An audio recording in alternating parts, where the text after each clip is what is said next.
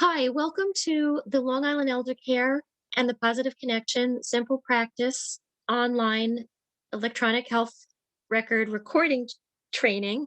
Okay, that was a mouthful. This is Jill Brown. I am the clinical coordinator for Long Island Elder Care. I am an LCSW as well. My role is to supervise documentation, make sure everything is in compliant with Medicare regulations. And this way, if Medicare reviews any of our documentation, we've hit all the markers that they're looking for. When you come on board onto Simple Practice, your home screen is your calendar page. And so you will see the times on the left and the dates and days on the upper right, along with your name will be up here instead of mine. If you come back over here to the left, you'll see these two tabs, calendar and clients. And those are the most important tabs for you to know about today. Those are the ones that you will toggle between to look at dates and to find your clients that will be located on the system. You can also find your clients by typing in search clients up here in the upper left. And a nice feature down here is recently reviewed, which will allow you to go back and forth between the clients you were just documenting on. If your caseload is larger than 5, because this only gives you 5 recently viewed, you can again search your clients out up here or click clients for the full list. Let's say we give you a new referral. You would come up to the create button up here, sort of in the center, click on create, click on create client, and then you would fill in first name, last name, most likely the phone number. You would click on insurance. You would make sure that it has your name as the primary clinician. And you would also click on this little arrow, which would help you locate options for where you're seeing your client, either in their home, in an assisted living, or at the Long Island Elder Care office. And then you would come back up here and click create and continue. And then your client would appear on recently reviewed. I'm not able to create a client for you today because of HIPAA compliance. So I'm just going to cancel and exit out of that. But let's say we started with a new client named Jill Appleseed. So we would click on her and you'll see that there are no appointments scheduled yet for her. So I'm now going to show you how to do that. In order to create an appointment, come up to the create button again, click on it, and click on create appointment. From here, you'll click on search client, click on the arrow, and you'll see Jill Appleseed is right at the top. So this will be your caseload. We have Appleseeds and Smiths for today's presentation. Click on Jill Appleseed. Let's say we saw her yesterday. You can either change the date by clicking on the open calendar. See, now it's the 23rd. Or if you prefer, you can scroll back and forth and enter the date manually by clicking inside of it. And that will save that information for you. You can also change the time by using arrows. So you can go to 1:15 or 2:15. And again, you can click inside of the time itself and go back and say, put in a 1 if you wanted to do 1:15.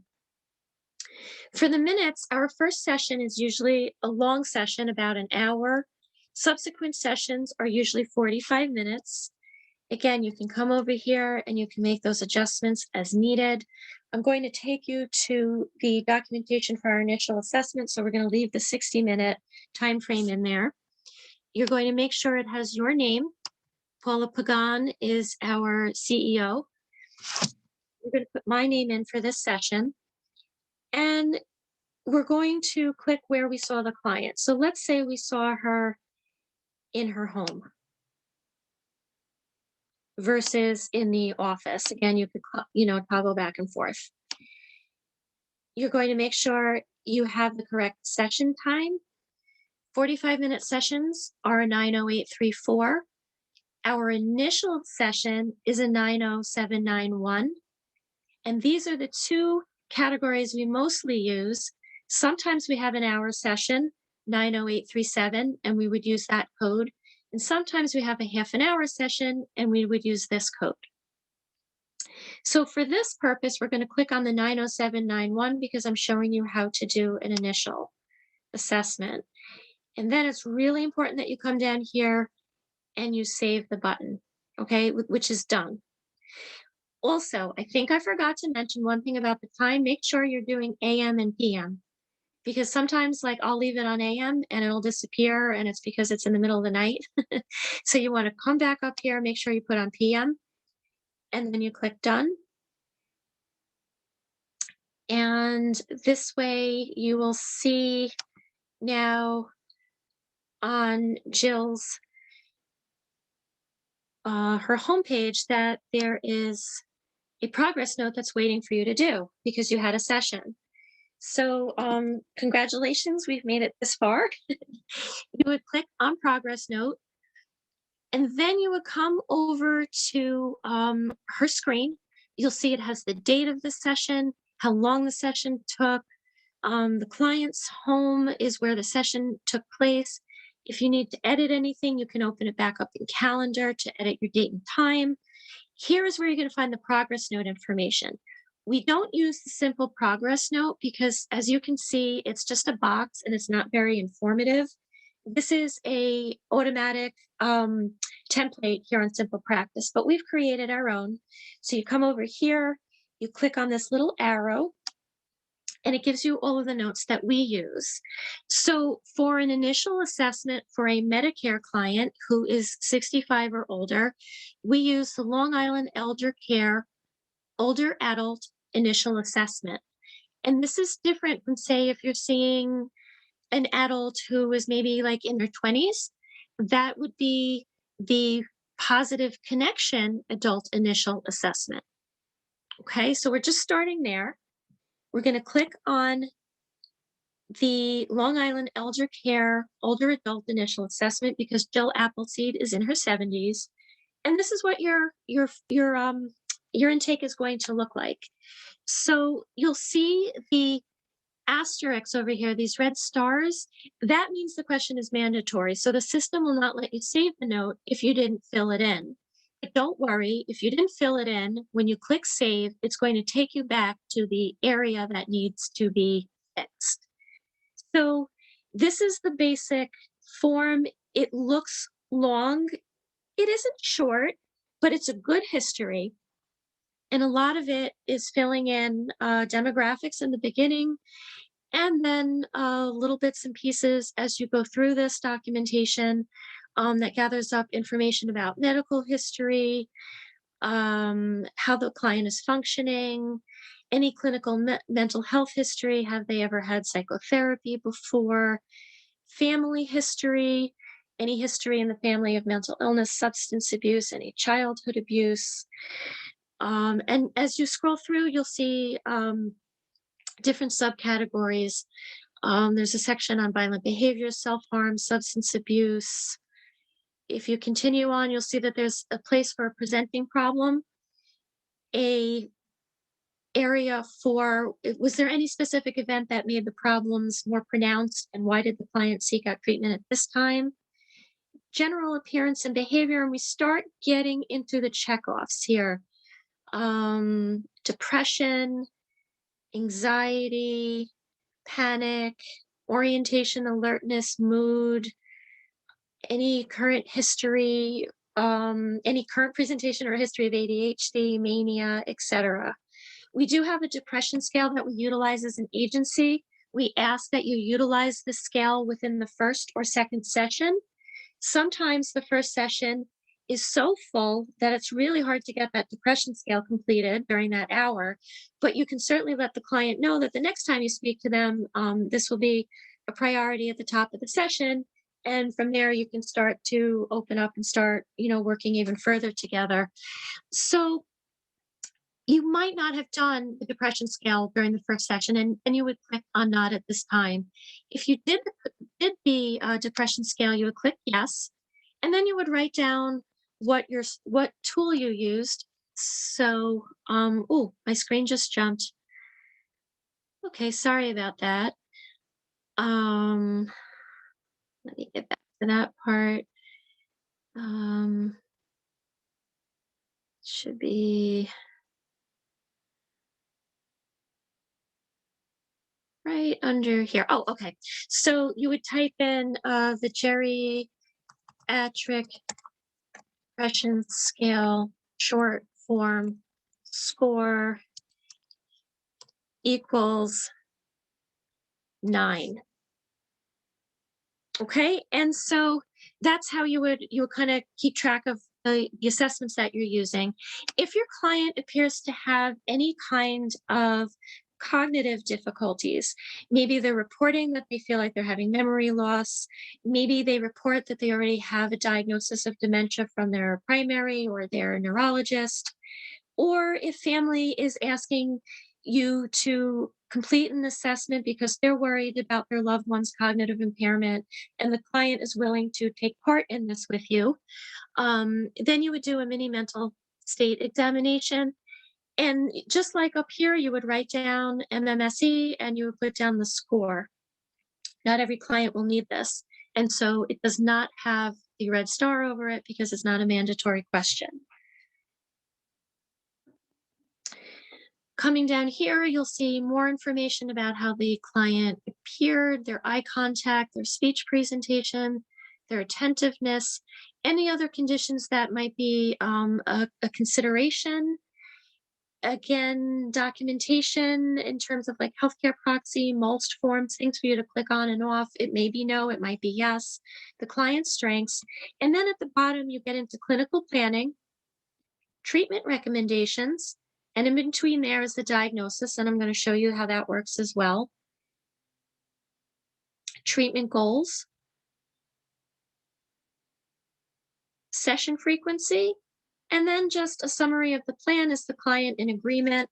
So we would write something like, yes, I've discussed this with the client and they are in agreement of seeing me on a weekly basis. Here you would sign your name and the date, and then you would click save.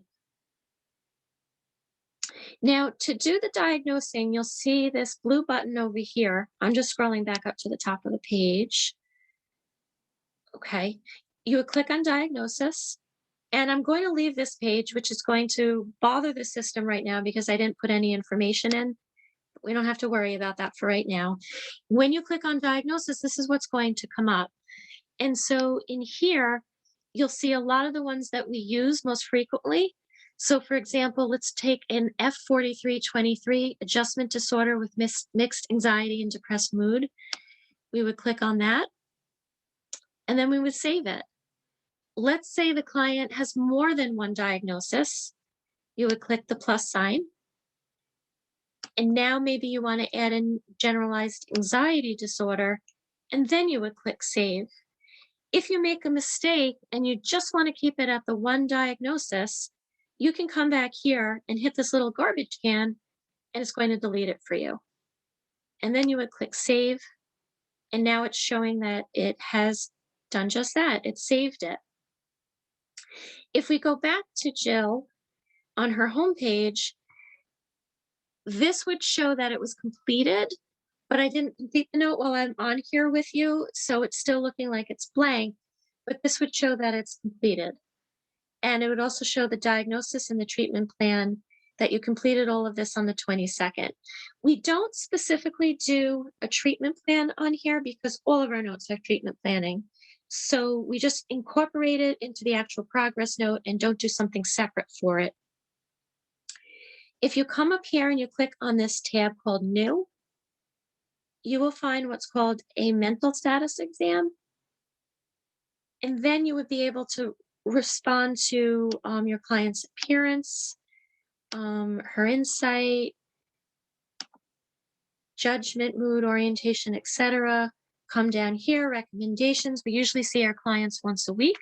So you would type that in here. You would say, client will be seen one time weekly for supportive psychotherapy. And then you would click Save Mental Status Exam. And then all your documentation would be up to date on Jill Appleseed. Now, the next thing we want to do is show you how to do a session that is a follow-up. We call them revisits.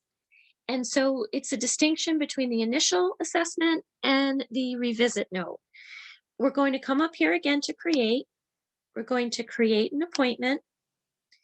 We're going to click on Search Client. We're going to click on Jill. Let's say we were supposed to see her this morning at 8 a.m. So the date is okay, but we need to change the time. And we can either do it by typing directly in, or we can come up here and use this button, which also helps us reset the time. And now I'm on 9 o'clock. Okay, we're seeing her at 9 o'clock, or we're seeing her at 8 o'clock, whichever one you want to pick. But be sure to change PM to AM. And now, because it's a subsequent session, it's 45 minutes. Again, it will have your name on here. You saw her in the home. This is accurate. It's showing usually simple practice prompts for the 90834 45-minute session. So that will most likely come up, but always double check that. And then click done. Okay, and you can come back here to Jill Appleseed, and you will see this new note that is waiting for us to write, and it will have the time over here, just as it did on the initial assessment. It has the time, it has the progress note, it has the code, and we can click on that. Same information is up here, the date of the session, the time of the session, the length of the session, the place of the session. If any of this needs to be fixed, you can open up in Calendar and you can fix any of that information.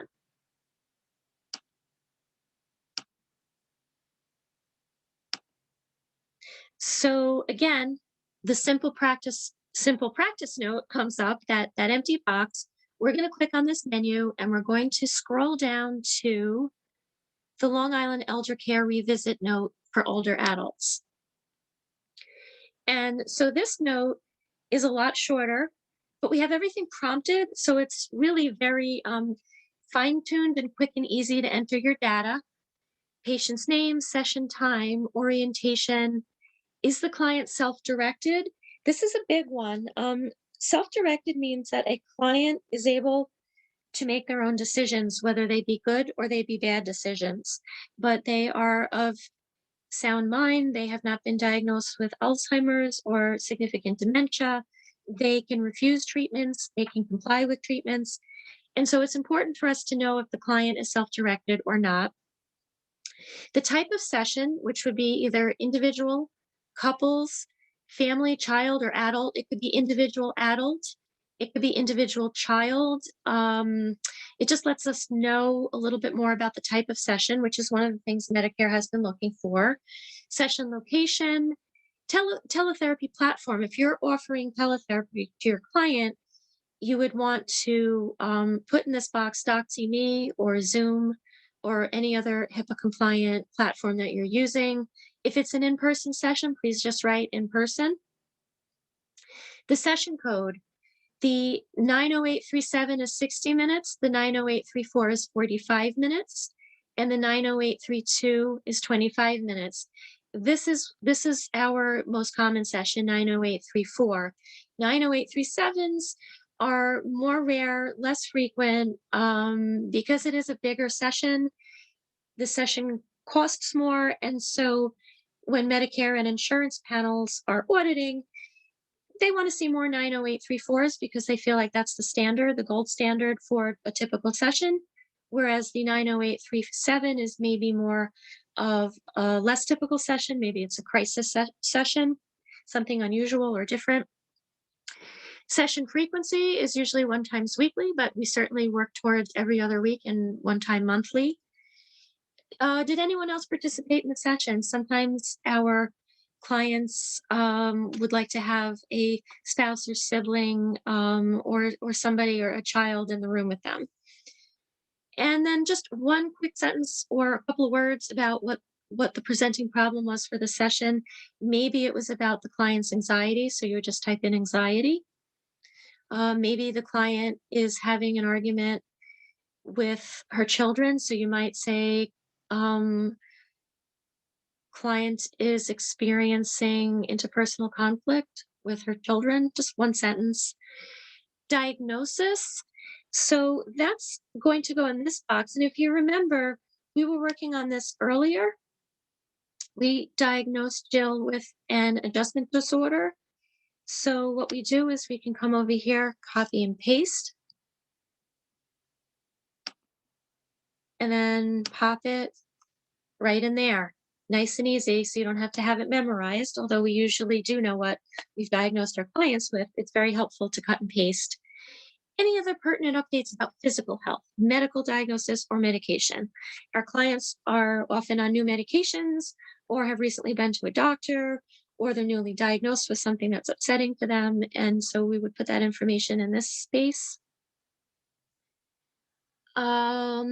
Assessment. So just getting into this just real quickly, the assessment part is how the patient appears, how they present, how are they behaving? Do they appear agitated? Do they appear depressed? Are they tearful in the session? Do they appear to be angry or irritable? They're presenting with a problem in relationship to their health. So this is really where, as a social worker, you are going to describe what you're seeing and what you're observing, as opposed to saying somebody looked tired or bored or unhappy. Like those are great words. You can certainly use them, but we want to get into the clinical piece here, using words like depression, anxiety, having an adjustment disorder, having interpersonal conflicts. We want to make sure it sounds clinical. Same thing with interventions. Interventions has two parts. It has the intervention and the strategy. The intervention is all of these things that you see listed here, which you can check off. But first, we have to describe it. So we might be using CBT and using the technique called guided discovery. Guided discovery is when you gently challenge the way your client is looking at something or thinking about something by allowing them to present the situation or the event to you. And as they're doing that, you start to gently kind of challenge and put in different perspectives. And so that would be the strategy or the technique. So it's always two parts. And you want to share why you're using that technique. So maybe it would sound something like therapists provided CBT concepts throughout the session using guided discovery as the technique in order to help this client develop a new way of looking at things, or in order to help the client consider her husband's perspective. So for any of the things that you check off in here, you have to do a sentence pertaining to that back up here. Again, it doesn't have to be lengthy, it just has to be targeted and accurate. And you will see that there are a ton of interventions that you can choose from. And certainly, if there's something else that you'd like to use, you can click on Other, and that will give you a box to describe what interventions you are using. Please do make sure that you understand what the intervention is and don't click on it if you don't. So, for example, this is MI, motivational interviewing. It's very specific. It has very specific techniques and strategies that the therapist is providing. And so it differs from trying to encourage your client to try something new. That would be more of a supportive therapy type of modality. So just make sure if you're clicking it off that you could substantiate it. Response. This is where you would talk about how the client behaved in the session, not necessarily that they liked or disliked what you were sharing with them, although that's part of it, but it would have more to do with whether the client was actively participating.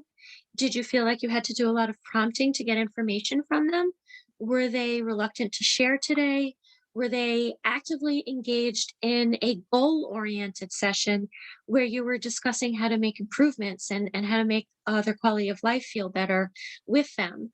Did they do their homework from the last session, and were they discussing any updates regarding that homework with you? So that's all in the response section. Any safety concerns? This pertains to suicidal, homicidal ideation, any kind of abuse, or any other situation where you feel they may not be safe in their home. Maybe it's the condition of the home. No would be a simple click. Yes, you would describe it. depression or anxiety scale used during this session. Remember how during the initial assessment you might not have gotten to the depression scale? Well, now's your opportunity to use it in the second session as per our agency request that you do the depression scale in the first or second session. And then you would put your score down, just like we did before. Geriatric depression scale, short form, score equals 9. Or you didn't do it in this session because you did it in the initial assessment. Every time you do a revisit note, you're going to have the option to click no or yes. And so most of the time you will be clicking no. I did not do a depression scale because we do not expect you to do a depression scale at each session. What's nice though is if you do them quarterly, you'd be able to compare the scores and see where the patient is making progress. Same thing with mini mental. You can click no if the client doesn't need one or doesn't need to have one updated. Progress note, here you're going to write how the client is doing with regards to their goals. And so you might put something in here such as um, client appears to be making progress in the area of interpersonal conflicts. She is reporting fewer arguments with her children and her spouse. If there's no progress at the moment, you might say client is making very slow progress, or client is making no progress, or client is making minimal progress at this time because client is having a difficult time carrying over strategies that are being learned in the session, in between sessions. Progress is very important for documentation for Medicare. They really want to understand why the client is still seeing you. If it's a new client, for the first couple of sessions, you can put down client is new to therapy and progress cannot be measured yet. Medical necessity is also something that Medicare looks for. And so here's where we want to summarize that we have a client with depression, anxiety, maybe they're experiencing marital conflicts and they also present with anger or irritability. The client may be a caregiver, and so their role is very difficult and very unpredictable.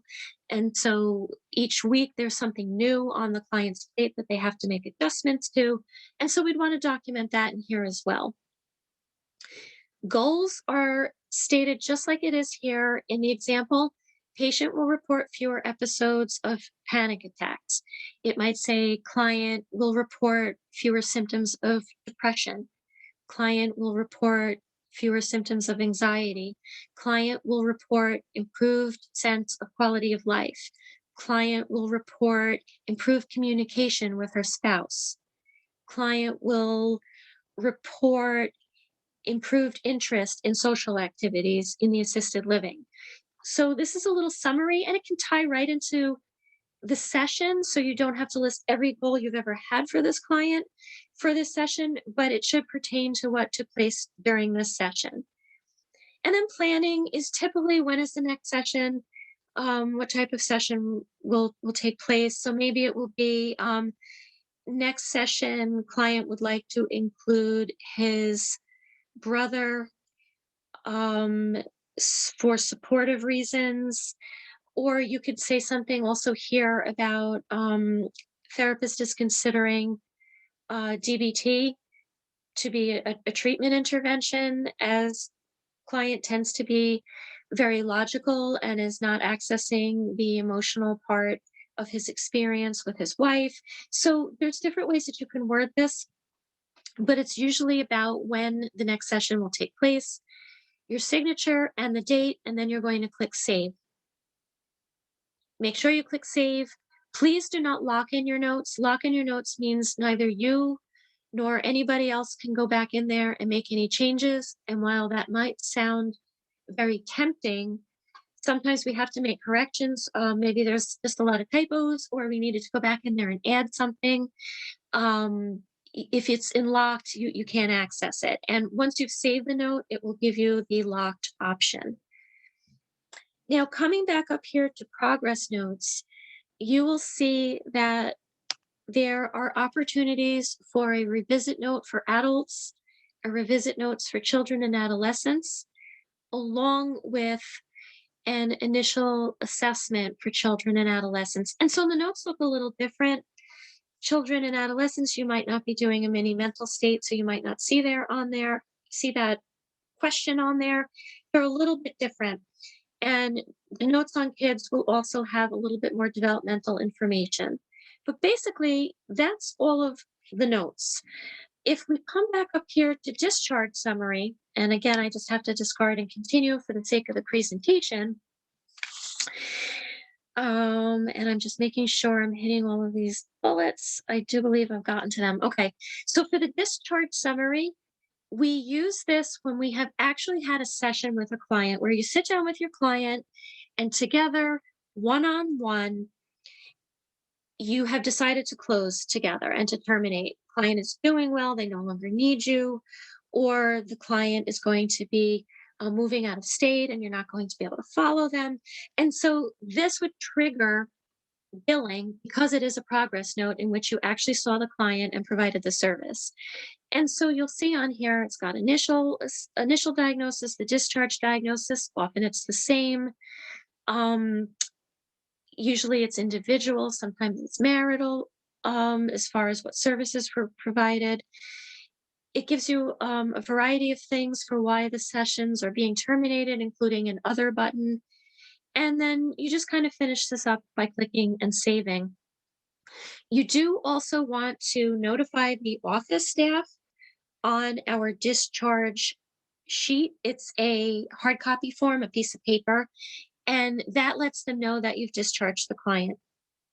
And this way we can kind of close out the case for you, for us, and including the file. If you are terminating with a client, but it's not because you had a session where there's been closure, but say you call, you find out that sadly the client has passed away, or maybe the client no longer wants sessions. That does happen. It's happened many times. You still have to do that paper copy that lets the office staff know that you will no longer be working with the client, but you're not going to do the progress note because you did not provide a session, and so you can't bill for it, unfortunately. So this is only done when you see the client in person and you're terminating. One other area I want to show you is this. It's the chart note in this very pale box up here.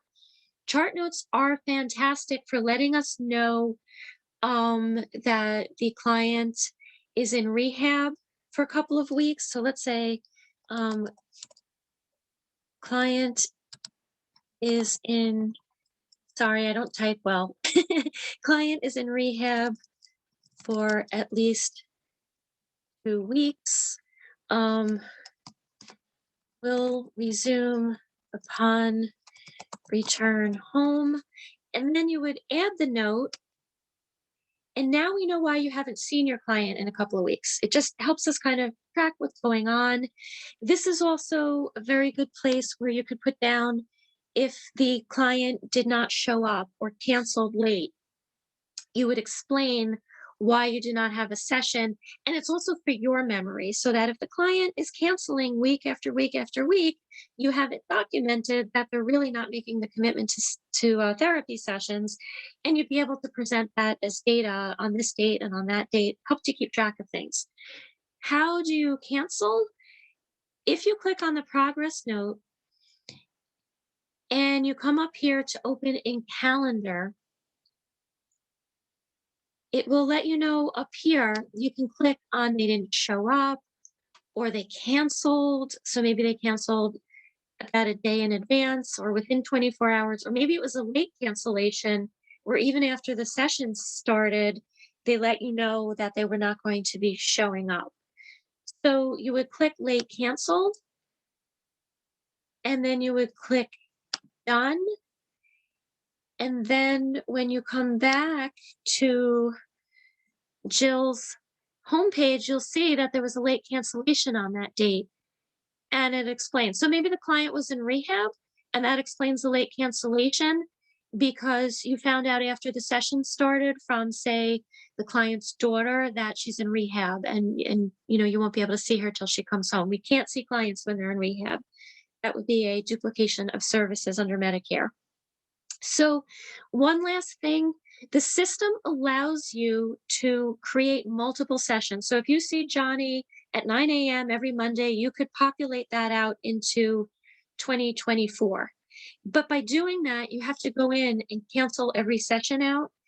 And sometimes, that can be kind of tricky and annoying to do. And it also, on our part, looks like you have all these empty sessions and you haven't written your notes yet.